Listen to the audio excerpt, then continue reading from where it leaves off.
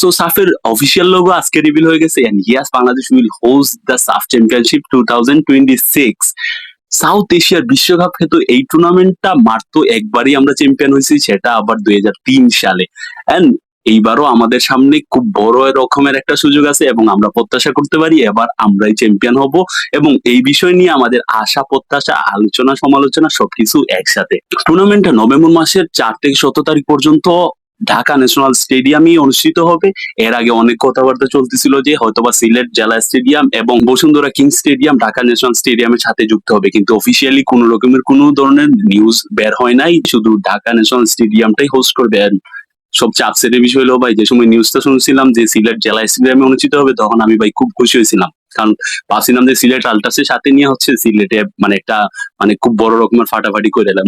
And আরেকটা কথা হচ্ছে বিইআর কি থাকবে বা এই টুর্নামেন্টের আগে অনেক ধরনের আলোচনা হয়েছিল যে বিইআর নিয়ে এবার টুর্নামেন্টে নাকি সর্বপ্রথম বিইআরটা থাকবে, কিন্তু ভাই সবচেয়ে বড় বিষয় হচ্ছে এই অফিসিয়ালি কোনো আপডেট নাই বিইআর থাকা নিয়ে। আর যদি আপডেট আসেও ভবিষ্যতে ইনশাল্লাহ জানাই দেবো, সমস্যা নেই। সাউথ এশিয়ার 7টা টিমই টুর্নামেন্টে পার্টিসিপেট করবে, তার মধ্যে host nation Bangladesh, Pakistan, India, Nepal, Bhutan, মালদ্বীপ, শ্রীলঙ্কা এবং আফগানিস্তান তো সাফ ছেড়ে 2013 সালে কাফাতে চলে গেছে, তো আফগানিস্তানের হচ্ছে সাফের অন্তর্ভুক্ত কোনো দেশ না। তো এই দেশগুলো নিয়েই আমাদের সাফ টুর্নামেন্টটি অনুষ্ঠিত হবে। এবং এখানে দুইটা বিষয়ে কথা বলার আছে, যেটা হচ্ছে যে নেপাল তো ভাই ফিফা নিষেধাজ্ঞায় আছে। নেপালে ফুটবল ফেডারেশনের তৃতীয় পক্ষের হস্তক্ষেপের কারণে হচ্ছে নেপাল ফুটবলের আন্তর্জাতিক ব্যান হয়েছে। তো এই সময় তারা হচ্ছে কোনো রকম কোনো টুর্নামেন্টে অংশগ্রহণ করতে পারবে না। কিন্তু এবারের লোগো রিভিলিং অনুষ্ঠানে হচ্ছে নেপাল থেকে প্রতিনিধি ছিল। অল নেপাল ফুটবল অ্যাসোসিয়েশন চাইতেছে নভেম্বরের আগেই ফিফা ব্যানটা কাটাই উঠতে এবং তারা এই নিয়ে কাজ করতেছে। তো আশা করা যায় নেপালও পার্টিসিপেট করবে। এবং আরেকটা কথা হচ্ছে ইন্ডিয়াকে নিয়ে, যখন সাফ অনুষ্ঠিত হবে নভেম্বরে, তখন আবার ইন্ডিয়া খেলা রাখছে ফ্রেন্ডলি ম্যাচ রাখছে নিউজিল্যান্ডের সাথে। তো এখন হচ্ছে একই সময়ে দুইটা মানে একটা হচ্ছে সাফ টুর্নামেন্ট, একটা হচ্ছে ফ্রেন্ডলি ম্যাচ। ইন্ডিয়া পার্টিসিপেট করবে এটা 100%। এইখানে প্রশ্ন হচ্ছে যে ইন্ডিয়া কোন টিমটা পাঠাবে? ইন্ডিয়া কি তাদের দ্বিতীয় সারির টিম বাংলাদেশে পাঠাবে নাকি হচ্ছে নিউজিল্যান্ডে খেলতে পাঠাবে? মানে আমার হচ্ছে সহজ কথা ভাই, নভেম্বর হচ্ছে ফিফা উইন্ডো এবং ফিফা উইন্ডো যে ম্যাচ গুলা খেলা হয় তা হচ্ছে ফিফা টায়ার 1 এর স্বীকৃতি পায়। টায়ার 1 এর ম্যাচ গুলা কিন্তু আবার ফিফার র্যাঙ্কিং এ হচ্ছে খুব বড় রকমের একটা প্রভাব ফেলে। এখন ইন্ডিয়া যদি ভাই তাদের দ্বিতীয় সারির টিমটা আমাদের এইখানে পাঠায় আর তারা কোন রকমের অঘটনের শিকার হয় বা হাইরা যায়, তো এই ক্ষেত্রে হচ্ছে ওদের মানে র্যাঙ্কিং এ হচ্ছে খুব বড় রকমের একটা ঝামেলায় পড়বে।